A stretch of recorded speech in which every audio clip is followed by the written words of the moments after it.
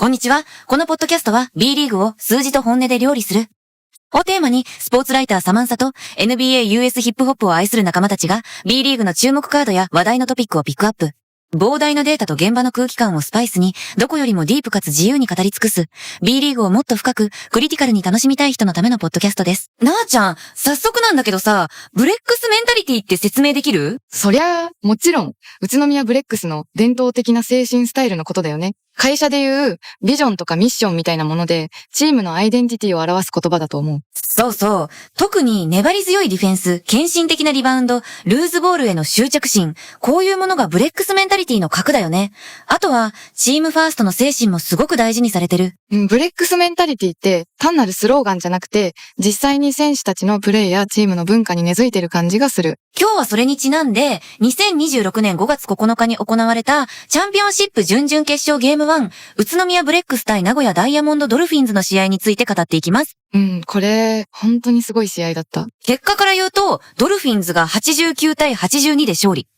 でもね、なあちゃん、前半終了時のスコア覚えてる？46対31で宇都宮が15点リードしてたよね。そう、最大19点差まで広がったんだよ。それがまさかの大逆転。マジで心臓に悪かった。推しチームの試合だから余計に。なあちゃんの推しチーム、宇都宮だもんね。この試合、感情的にはどうだった？前半はいけるって思ったんだけどね。ニュービルさんが止まらなくて、ディフェンスもガチガチだったし、でも後半特に第3クォーターから空気が変わって、第3クォーター、ドルフィンズが35点取ったからね。宇都宮は21点。一気に14点差を詰められた。あの時間帯、本当にしんどかった。会場の空気もガラッと変わって、アウェーなのに名古屋のファンの声がどんどん大きくなっていくのが分かって。完全アウェーでこの逆転劇は、ドルフィンズのメンタルすごいよね。それに主力のエサトンさんが欠場。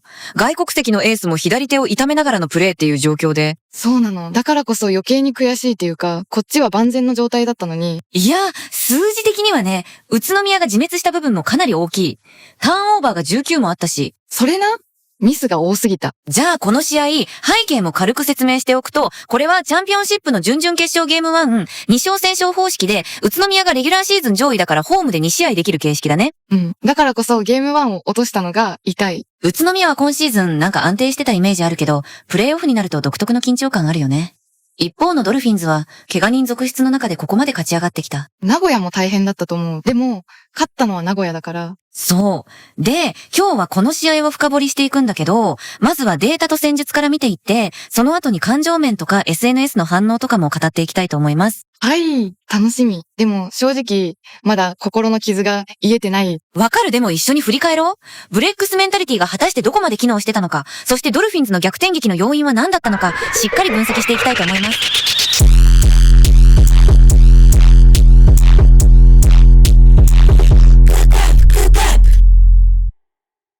じゃあまず、この試合を決定づけた一番の数字から見ていこうか。ターンオーバー。宇都宮19に対して、ドルフィンズが14。これが本当に全てだった気がする。で、このターンオーバーから生まれた得点、ポイントオフターンオーバーって言うんだけど、宇都宮が14点に対してドルフィンズは31点。えぐいでしょ。つまりドルフィンズは、宇都宮のミス一つ一つを確実に得点に変えてきたってこと？ 17 点差だよ。ここだけで。試合の最終スコア差が7点だから。そう。極端に言えば、ターンオーバーさえなければ、宇都宮勝つてた計算になる。なんか、すごく悔しいな、それ聞くと。わかる。でもこれ、単にミスが多かったって話じゃないんだよね。というと？ドルフィンズのディフェンスが意図的にターンオーバーを誘発してた。特に第4クォーターの残り4分24秒から44秒の間。あそこか。この時間帯、77対74で、宇都宮が3点リードしてたのに、ドルフィンズが9連続得点して一気に77対86まで突き放した。見てて地獄だった、あの時間。で、この7連続得点のうち、全部ポイントオフターンオーバーなんだよね。タクミンが3分37秒に決めて、アーロンさんが3分24秒にダンク、アランが126と044に立て続けに決めた。アーロンさんとニュービルさん、あの時間ずっと何か言い合ってたよね。トラッシュトーク激しかった。アーロンさんがニュービルさんの顔に腕が当たってるって審判に主張してたシーンもあったし。でもファウル取られなかったんだよね。そう。で、ニュービルさんはかなりイライラしてたと思う。あの時間帯、彼にボールが集中してたけど、アーロンさんを中心としたドルフィンズのプレッシャーディフェンスに完全に捕まってた。バックコート超えるのさえ大変そうだったもん。まさに、ドルフィンズは今シーズンディフェンシブチームって言われてたけど、あの時間のディフェンスは本当にそれを体現してた。簡単にボール運ばせないっていう。そうそう。で、ちょっと戻ると、宇都宮の問題は、ターンオーバーの質なんだよね。質？バックコートでボール失ったり、エントリーのところでプレッシャーかけられると簡単にひるんでしまったり。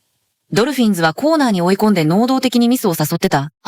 コフィンコーナーってやつ？そう、よく知ってるね。なんか、すごく積極的なディフェンスだったよね、ドルフィンズ。で、宇都宮はそのプレッシャーに対応できなかった。ニュービルさんが27点取って頑張ってたのに、周りがサポートしきれなかった。ギャビンさんも3ブロック決めてたのにな。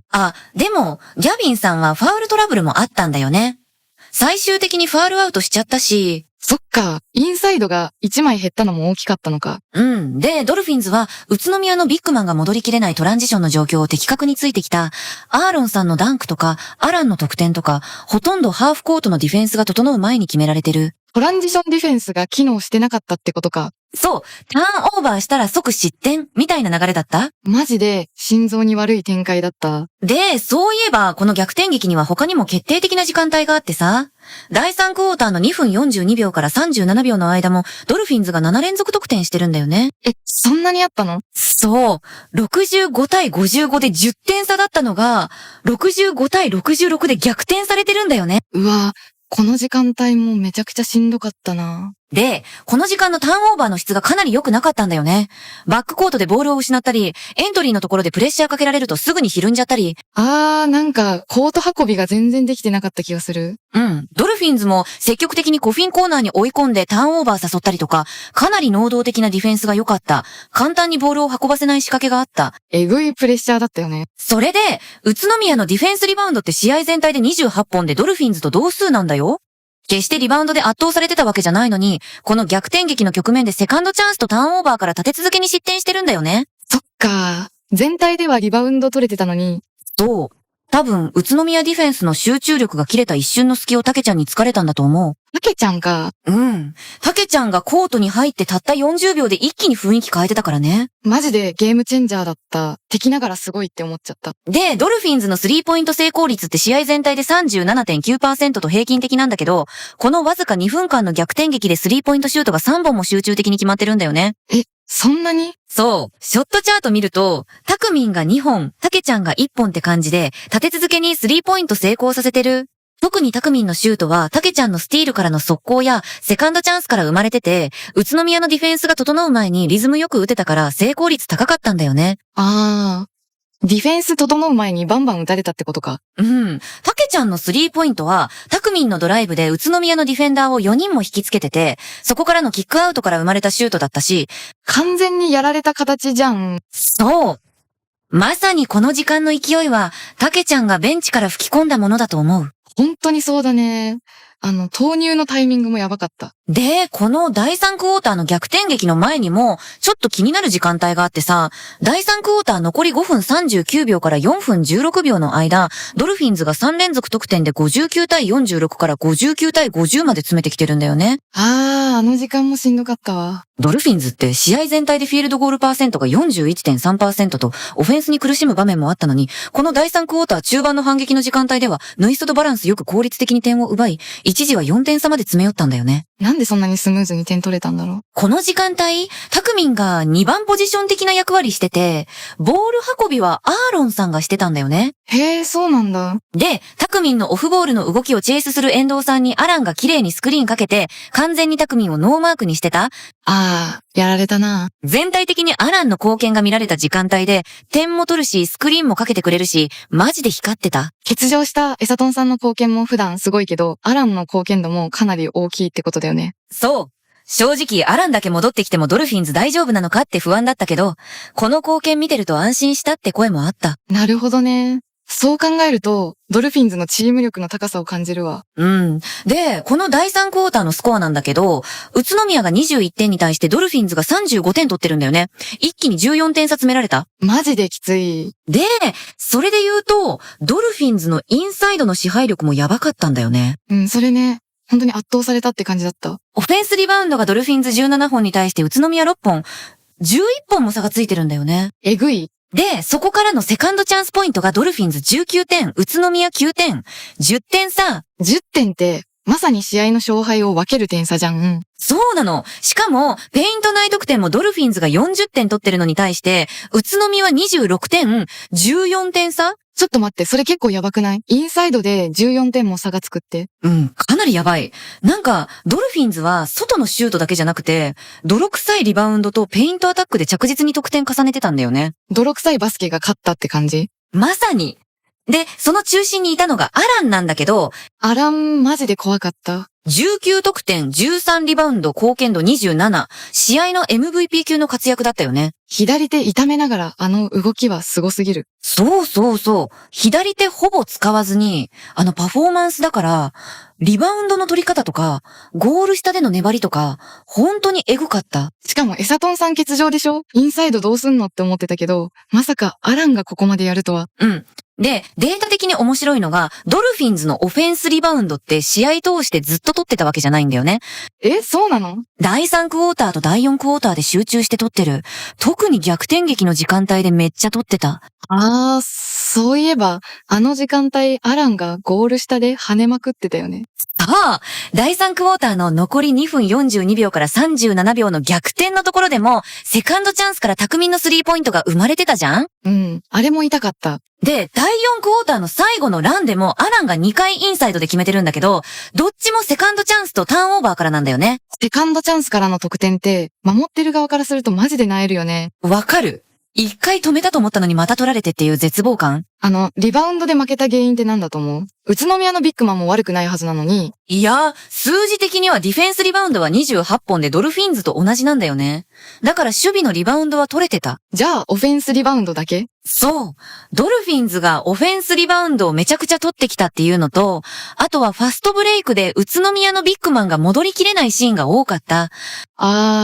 ターンオーバーからの速攻でやられたやつね。そうそう。第4クォーターのアーロンさんのダンクとか、完全にビッグマンが戻る前に決められてたじゃん？あれは無理だった。ギャビンさんも頑張ってたと思うけど、ファウルトラブルもあったし。そうなんだよね。ギャビンさんは3ブロックとかディフェンスの貢献はしてたけど、最終的にファウルアウトしちゃったから、インサイドが1枚減ったのも痛かったよね。で、アランの貢献って点数だけじゃなくて、スクリーンとかもめっちゃ効いてたんだよね。さっきの第3クォーターの話で出てた、匠をノーマークにしたスクリーンとか？そうそう。あれもアランのスクリーンがあったからタクミンが打てたわけで。なるほどね。インサイドの選手がスクリーンで外の選手を生かすっていう。まさにそれ。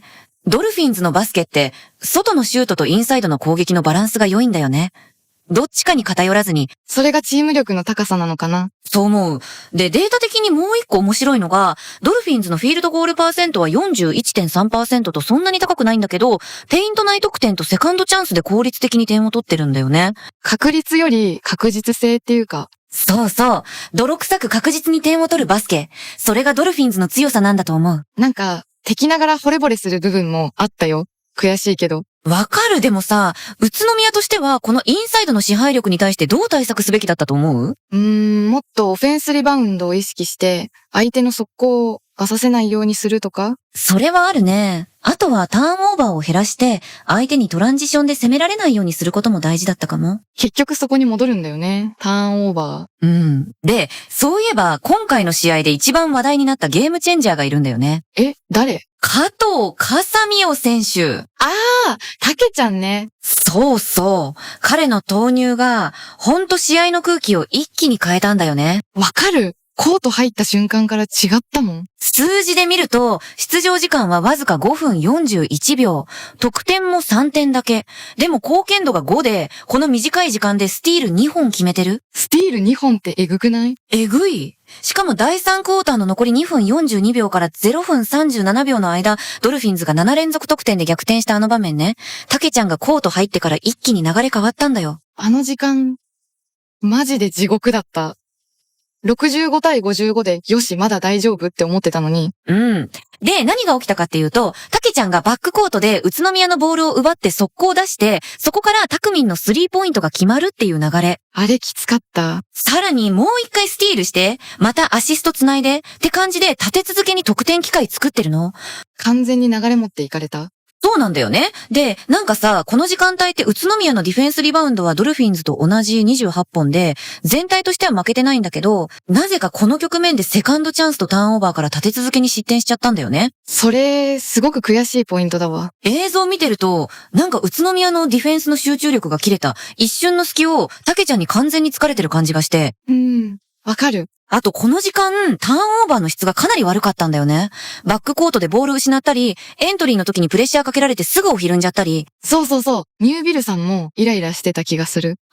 それあるね。ドルフィンズも積極的にコフィンコーナーに追い込んでターンオーバー誘ってたし、簡単にボールを運ばせない仕掛けがあった。完全にプラン通りって感じだったよね、ドルフィンズ。そうで、もう一つ面白いのが、この2分間でスリーポイントが3本も決まってるんだけど、タクミンが2本、タケちゃんが1本。3本ってすごくない？短時間で。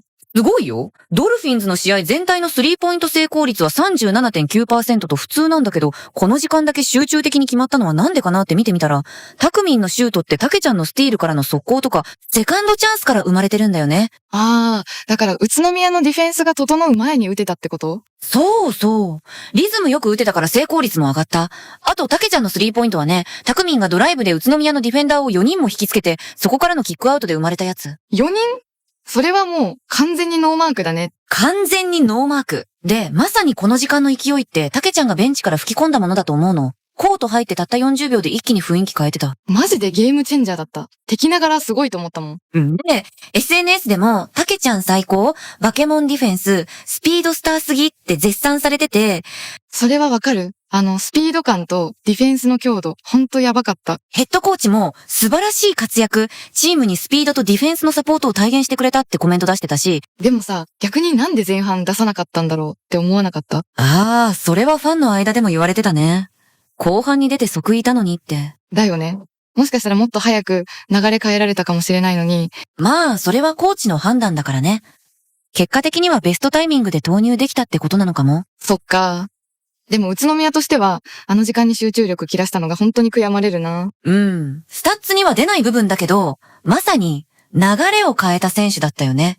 タケちゃんは。本当にそう。これが CS なんだなって思った。そう、たった一人の選手の投入で試合が激変するっていう、バスケの怖さと面白さだよね。怖さの方が強かったけどね、今回は。わかる。じゃあさ、ここまでスタッツと戦術面から見てきたけど、次は感情的な部分とか SNS の反応とかも含めて、もっと深く語っていこうか。それ聞きたい。特に試合後の選手コメントとか気になってる。じゃあ感想コーナー行こうか。じゃあここからは、数字じゃ見えない部分というか、感情的な話もしていこうか。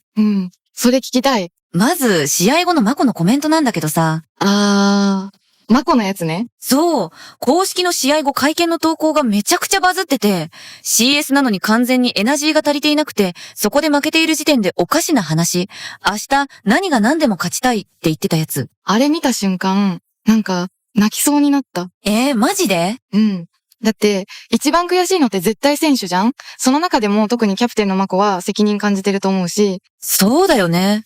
エナジーが足りないって自分たちの問題として認めてるのがすごいなと思った。そうなの。言い訳しないっていうか、審判がどうとか、相手がどうとかじゃなくて、自分たちの問題だって。で、X 見てたらファンの反応がすごくて、マコの言葉に火がついた。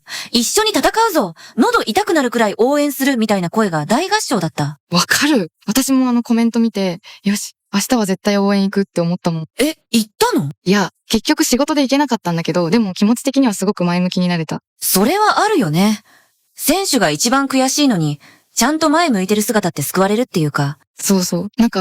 まだシリーズ終わってないんだって思えたし。比江島ってリプライもめっちゃあったよね。あった。もう、みんなの熱量がすごくて。で、マコって普段から冷静なイメージあるじゃん？めっちゃ冷静。でも、今回のコメントはかなりストレートに悔しさ出してて、それが逆にファンの心を動かしたんだと思うんだよね。わかる。普段冷静な人が感情を出すと、こっちもグッとくるっていうか。そう。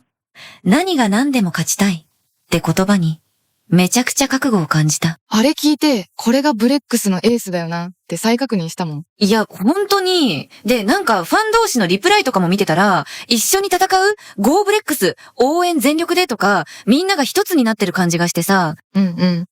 一体感すごかったよね。負けたのに、なんかポジティブなエネルギーに変わってたっていう。そうなの。もちろん悔しいんだけど、マコの言葉で、よし、明日取り返そうってなった。ちょっと待って。でもさ、エナジーが足りないって具体的に何が足りなかったと思う？なんだろうね。気持ちの部分？そうかもね。前半はめちゃくちゃ飛ばしてたじゃん？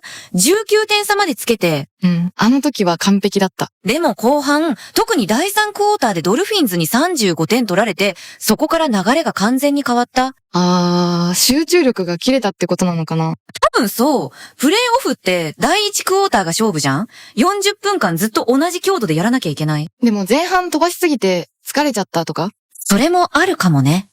あと、ドルフィンズのプレッシャーに対応しきれなかった部分もあると思う。ターンオーバー19個ってやばいもんね。そう。で、ちょっと戻ると、マコのコメントってさ、ファンとしてどう受け止めた？なんていうか、責任感じてくれてるのが分かって嬉しかったし、同時に一緒に頑張ろうって思えた。ああ、一緒にっていうのがポイントなんだね。そうそう。選手だけが戦ってるわけじゃなくて、私たちファンも応援で戦ってるっていうか。それな。で、明日のゲーム2に向けて、ファンとして何ができると思う？やっぱり全力で応援することじゃない？喉枯らすくらいの勢いで。で、選手もその声援を力に変えてくれるはずだよね。そう信じたい。マコが何が何でも勝ちたいって言ってくれたし。そういえば、ドルフィンズのファンの反応もすごかったんだよね。そうなの？どんな感じだったの？いや、もうね、X で鳥肌立った、パブビューで泣いた、歴史的大逆転ってめちゃくちゃ盛り上がってた。完全アウェイでこの逆転だもんね。そりゃ興奮するよね。そうそう。しかも、エサトンさん欠場、アランも左手痛めながらっていう状況での勝利でしょ？ドルファミからしたら、よく勝ったって感じだったと思う。その気持ちはわかる。逆境を乗り越えて勝つって、やっぱり感動するよね。で、特に多かったのが、執念すら感じた、諦めず粘り強くじわじわ追いついて集中力切らさなかった、みたいな泥臭さを称賛する声。ドルフィンズらしいバスケって感じなのかな。まさに。綺麗なバスケなんていらない。守ってリバウンド取って泥臭く戦うのが名古屋の良さ。って投稿もあったし。なんか、すごくチームのアイデンティティが出てるよね。オフェンシブリバウンド17本から19得点、相手の19ターンオーバーから31得点っていう数字も、そのまま泥臭さの証明だし。数字で見ると余計にエグいな。でしょ？で、あとね、パブリックビューイング組からの報告がめちゃくちゃ熱かった。パブビュー、いいな。最高！泣いた？みんなで見るから余計に感動したとか、まさにドルファミ全体が一つになった感じだったみたい。いいな。私も宇都宮のファンみんなで見たかった。でもさ、宇都宮のファンは逆に辛かったよね、会場で見てて。そう。前半あんなに盛り上がってたのに、後半の静けさが本当にしんどかった。で、ドルフィンズのファンからは、セミファイナルホーム開催が見えてきたっていう興奮の声も多くてさ。そっか。ゲーム2も勝てば名古屋でセミファイナルできるもんね。そう。だからドルファミとしては、この一勝がめちゃくちゃ大きいんだよね。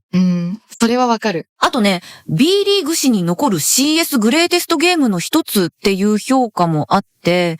そこまで言われてるの？言われてる？最大19点差逆転って完全アウェーでやるのは本当にすごいことだから。まあ、確かに負けた側からしても印象に残る試合ではあったよ。悔しいけど。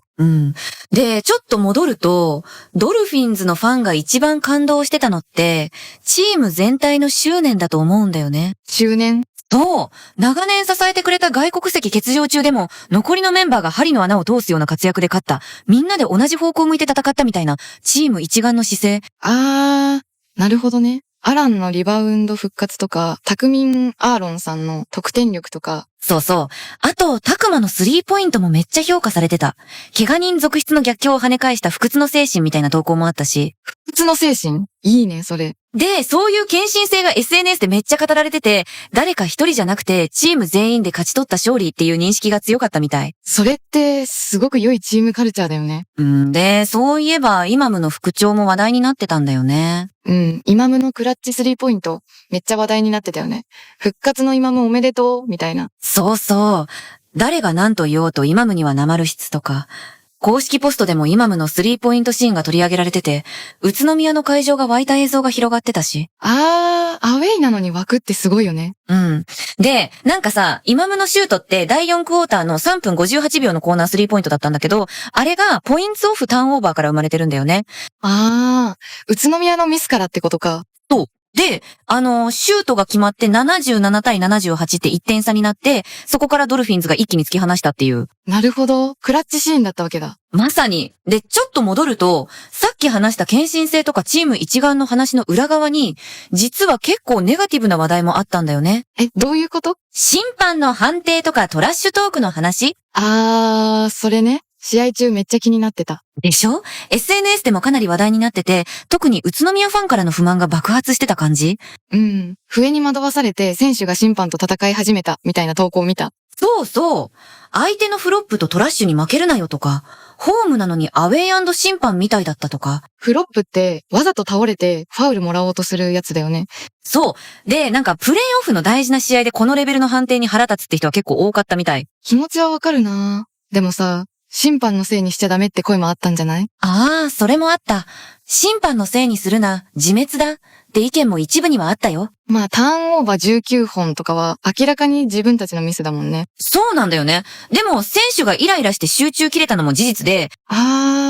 それはあるかも。なんかニュービルさんとアーロンさんずっと何か言い合ってたし。トラッシュトーク激しかった。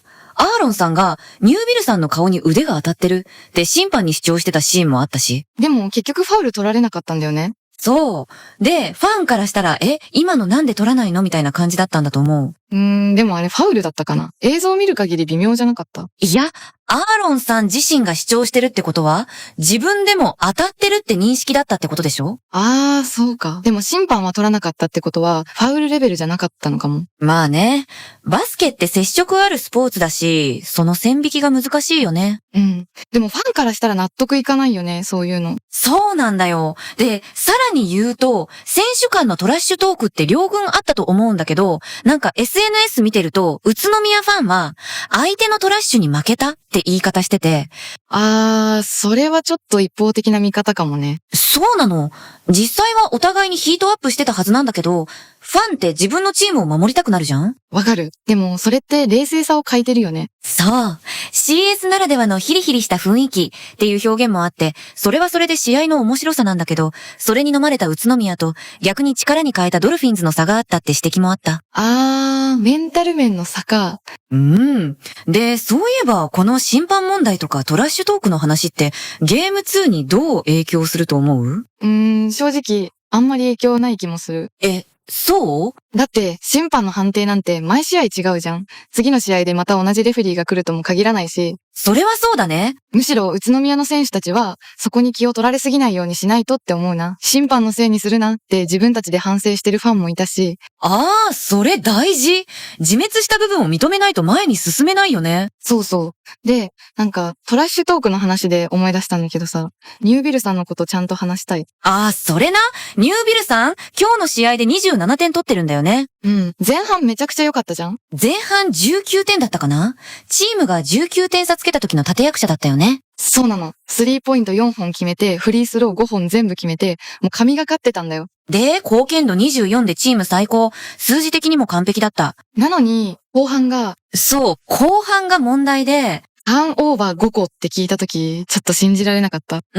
特に第4クォーターの残り4分台からのドルフィンズの7連続得点の時間ね、ニュービルさんがマークされまくってて、アーロンさんとずっと何か言い合ってたよね。トラッシュトークがすごかった。アーロンさんがニュービルさんの顔に腕が当たってるって審判に主張してたのに、ファウル取られなくて。あれ？ファンからしたらって思ったよね。で、ニュービルさんはかなりイライラしてたと思う。わかる？あの時間、彼にボールが集中してたけど、ドルフィンズのプレッシャーに完全に捕まってた。アーロンさん、試合全体で5スティール決めてるんだよね。それくらい激しいディフェンスしてた。えぐいプレッシャーだった。で、第4クォーターのスタッツ見るとさ、いかに彼がドルフィンズのディフェンスに狙われてたかがわかるんだよね。完全にマークマンだったもんね。そう。チームとして彼をどう助けるべきだったかっていう課題が浮き彫りになった試合だった。本当にそう。27点取ってるのに勝てなかったって周りがサポートしきれなかったってことだよね。ニュービルさんが一人で戦ってた感じ。なんか、すごく悔しい。ファンとしては、ニュービルお願いって祈るしかなかったもん。わかる。でもさ、逆に言うと、彼が一番悔しいはずなんだよね。そうだよね。前半、あれだけ完璧にやってたのに、後半でターンオーバー連発して、最後のシュートも決められなくて。最後のレイアップ外したシーンね。あれ映像で見てもかなりきつかった。でもさ、この悔しさをゲーム2で爆発させてほしいって思う。それな。宇都宮の選手コメントで、マコが明日何が何でも勝ちたいって言ってたじゃん？あ、それ見た。めっちゃ熱かったよね。CS なのに完全にエナジーが足りていなくて、そこで負けている時点でおかしな話って。正直しんどいって感じのコメントだったよね。でもその正直さがいいなって思った。変に取り繕わないで、悔しさをストレートに出してて。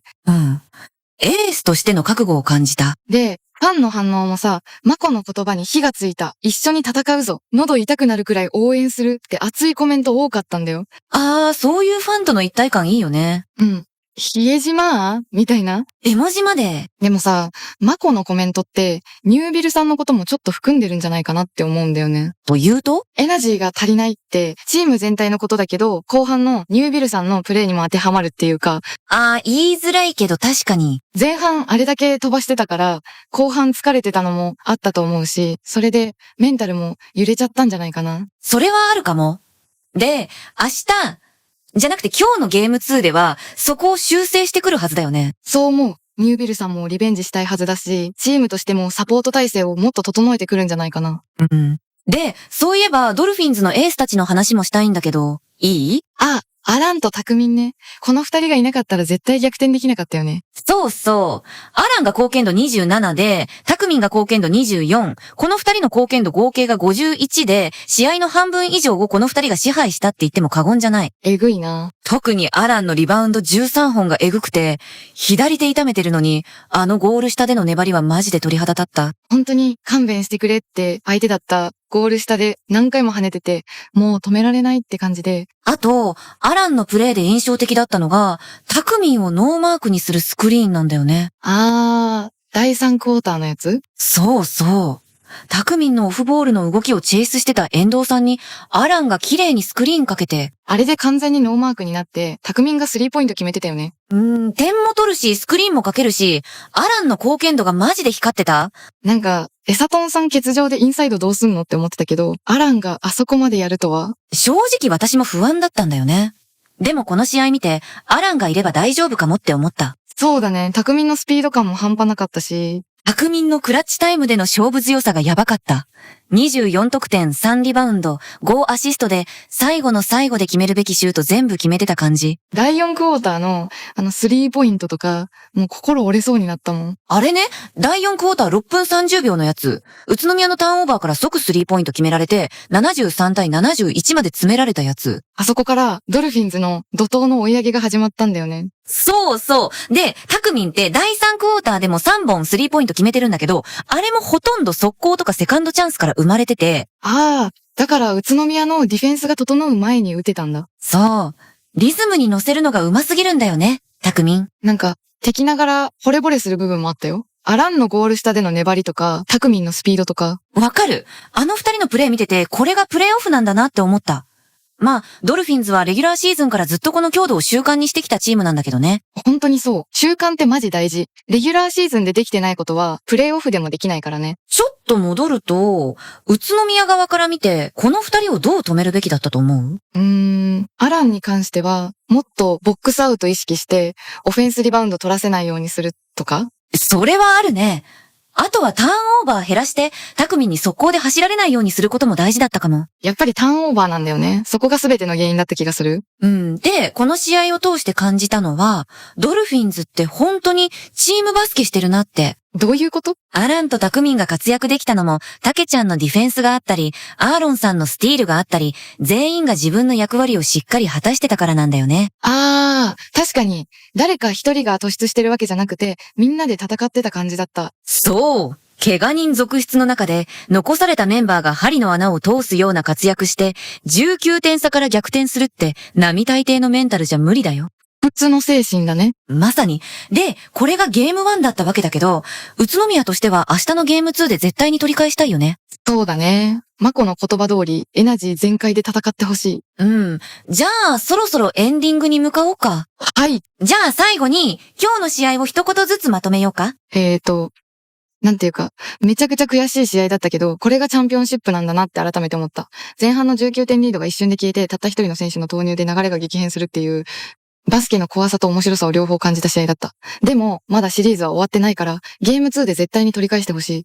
マコの何が何でも勝ちたいって言葉、マジで刺さったし、ファンとして全力で応援したいって思う。いいね。私からは、データ上は宇都宮のミスが目立ったけど、それを誘発したドルフィンズのプラン通りのディフェンスが見事だったって総括したい。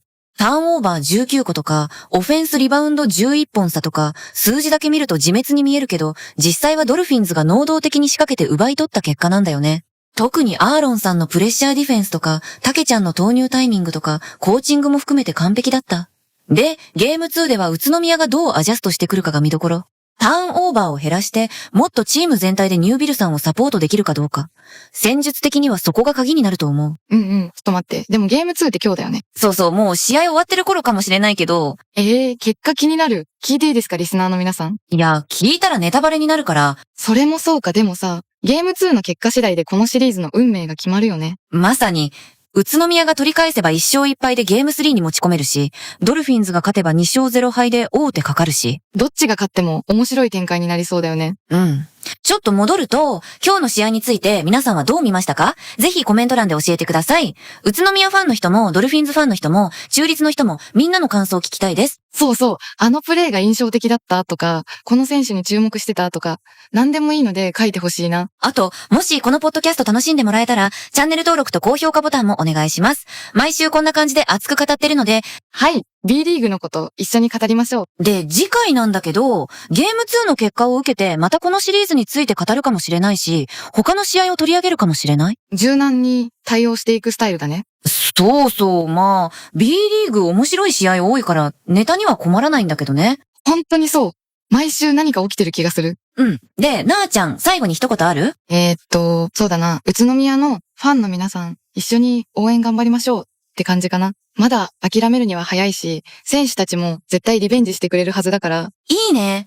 私からは、来週、笑っているのはどっちのチームか、また熱く語り合いましょうって感じで。おー、それかっこいい。ありがとう。じゃあ、今日はこの辺で。はい。今日も聞いてくださってありがとうございました。サマンサと、ななみでした。また次回お会いしましょう。バイバイ。See you next time!